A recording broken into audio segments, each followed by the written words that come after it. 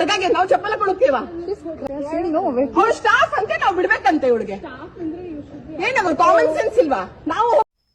ನಮಸ್ಕಾರ ಸ್ನೇಹಿತರೆ, ಬಾದಾಮಿ ಐತಿಹಾಸಿಕ ದೇಗುಲದಲ್ಲಿ ಇವತ್ತು ಅಹಿತಕರ ಘಟನೆ ನಡೆದಿದೆ.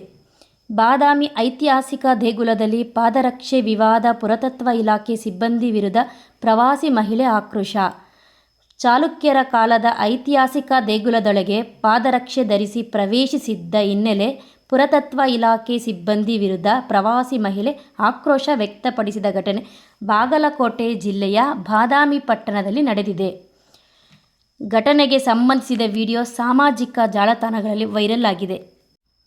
ಬಾದಾಮಿಯ ಮೆಣಸಬದಿ ಪ್ರದೇಶದಲ್ಲಿರುವ ಐತಿಹಾಸಿಕ ದೇಗುಲಕ್ಕೆ ಭೇಟಿ ನೀಡಿದ್ದ ಪ್ರವಾಸಿ ಮಹಿಳೆ ಪುರಾತತ್ವ ಇಲಾಖೆ ಸಿಬ್ಬಂದಿಯಾಗಿರುವ ರೋಶಿನಿ ಮುಸ್ತಾಫಿ ಅವರು ಚಪ್ಪಲಿ ಧರಿಸಿಕೊಂಡೇ ದೇಗುಲದ ಒಳಭಾಗಕ್ಕೆ ತೆರಳಿರುವುದನ್ನು ಪ್ರಶ್ನಿಸಿದ್ದಾರೆ.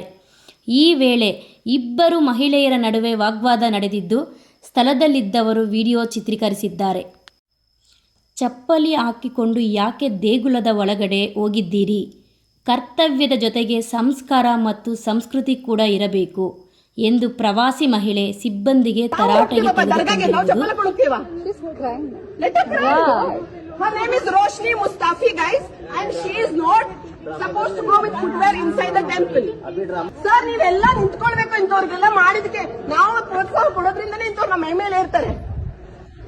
ಹಿಂದುತ್ವ ಯಾವಾಗ ಹೋಗುತ್ತೆ? ಇಂಥವ್ರೆ ಪೈಸಾ ಬರೋದು, ಪೈಸಾ ಎಲ್ಲಿಂದ ಬರೋದು ಅದು ನೋಡ್ಕೋ. ನಿನ್ ಜಾಬ್ ಐತಲ್ಲ, ಜಾಬ್ ಕರೆಕ್ಟ್ ಆಗಿ ಮಾಡ್ಕೋ, ಕಲ್ಚರ್ ಫಾಲೋ ಮಾಡು. Why should I delete? You have Why should I? Why? Ask the authorities to make a rule. Why should I? You Ask the authorities to make a rule.